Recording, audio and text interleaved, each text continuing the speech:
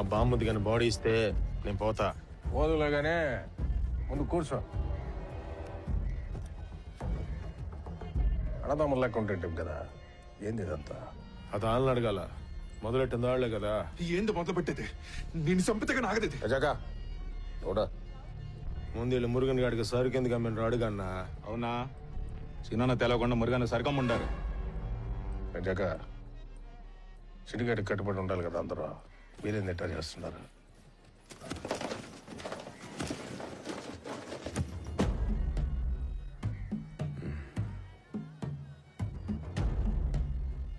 ఎంతది? 3 కోట్ల. టన్ ఎంతగా ఉంటా? 1.5 కోటి. సేనా ఏంది ఇదంతా నిజమేనా? ఈ లెక్కలు నేను తర్వాత చెప్తా గానీ నువ్వేంద్రా నా బామ్మదిని చంపిందే కాకుండా నా గురించి పితేళ్ళు చెప్తున్నావా నువ్వు? నేను చంపింది నీ బామ్మదం కాదు, కొండారెడ్డి అన్నని చంపినోడ్నే. ఇది కత్తి ఎత్తుకుని జక్కారెడ్డి మీద దూసుకుంటా వస్తా ఉంటే సోత గమ్మునుంటానా? ఇప్పుడు కొవ్వు అనకు దీనికే సవ్వరి వదిలిన బుల్లెట్ ఉండబా. నేను కూడా వదిలేదా? ఏందన్నా బాబు మామ చంపుకుంటాడా? నువ్వేది గమ్మున ఉంటావు? అన్నా నా బావుమది నీడు చంపేటప్పుడు నేను ఫోన్ చేసిన అన్న, అయినా చంపేసింది. నువ్వు కూడా నా మాదిరి 5 నిమిషాలు లేట్ చేసి ఉంటావులబ్బా. అంటే 2 పక్కల నష్టపోయింటారుగా. రే గంట పెరుకుంటారా? ముందు లెక్క తేడా తెలుసు. ఇన్ని దినాలు టన్నుకి 25 లక్షలని చెప్తాంటివి కదా, మరి ఇప్పుడు 1.5 కోటి వచ్చిండది. మేము అది అడిగాం సార్. అది కానీ చెప్పుంటే అసలు చెన్నై మురుగన్ కాడికి పోయే పని లేదు. ఈ పెద్ద మనిషి మన కలిపి ఎంత పొడుగు పెట్టినా అన్నా. ఏం సీనన్నా గమనిన్నావు? ఎమ్మెల్యే రాడుతున్నాడు చెప్పచ్చు కదనా? ఏంద్రా నేను ఇప్పుడు లెక్కలు చెప్పాలనా? ఎన్ని దినాలు నేను చేసింది పోయిండదా? అవునబ్బా. ఏంది సీనన్న లెక్కలు అడుగుతా ఉండారు? ఎంతమందిని మేనేజ్ చేస్తా ఉన్నాడు, ఎన్ని చెక్ పోస్టులు దాటిస్తా ఉన్నాడు, అవన్నీ లెక్కలకు రావాయట. సామే మేము అక్కడికే వస్తా ఉండవా? మీరు పోలీసు వాళ్ళకి దుడ్డు ఇస్తుండారా? మేము పోలీసు వాళ్ళకి దుడ్డు ఇస్తుండవా? మీరందరూ కమిషన్లు ఇస్తుండ్రా, ఆ పైన కూడా మేము కమిషన్లు ఇస్తా ఉండవా? ఫారెస్ట్ వాళ్ళకి, రెవెన్యూ వాళ్ళకి, ఐడి వాళ్ళకి, పోలీసు వాళ్ళకి, చెక్ పోస్ట్ వాళ్ళకి ఎవడు పడితే ఆడికి ఇచ్చుకుంటూ పోతా ఉంటే ఏందన్నా ఇదే? మనందరు కలిసి ఒకే కమిషన్ ఇవ్వాలా? అట్ట ఇస్తే ఎంత కలిసి వస్తుందో తెలిసిన మీకు? 25 భాగం మిగులుతుందిన్నా మా అందరికే. ఎవరితో సొమ్మది? సీనన్న కాదని ఆ చెన్నై మురుగేశం గడికి పోయినందుకే ఆడు 1.5 కోటి ఇచ్చుండాడు. ఆడు మనందరూ కలిసి మా మాట ఇదే మా రేట్ అని ఫిక్స్ చేస్తే 2 కోట్లు ఇస్తానన్నాడు. 2 కోట్ల కథ అక్కడితో ఆగలే.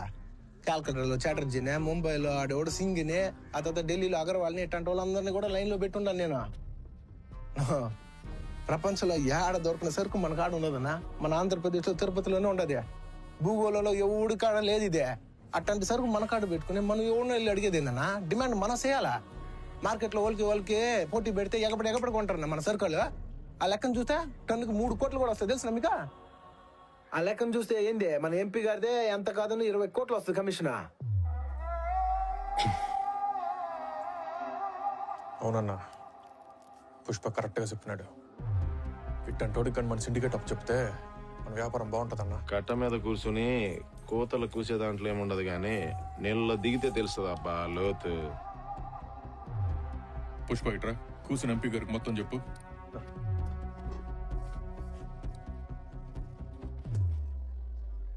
నాకు ఒక్క అవకాశం కానీ సార్. ఎప్పుడు ఎవడు సున్నంత లాభాలు చూపిస్తాను సార్ నేను. ఏం సార్ ఆలోచిస్తుంటారా? నా ధైర్యం ఏందనేదా?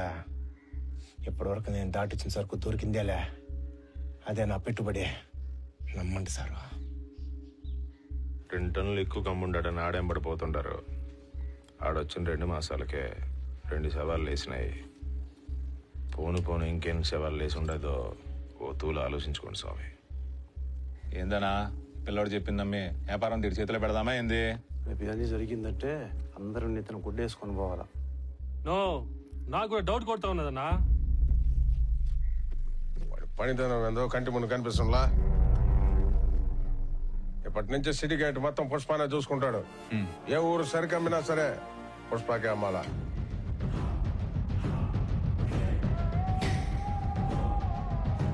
రేపే కాణిపాకలో ప్రమాణం.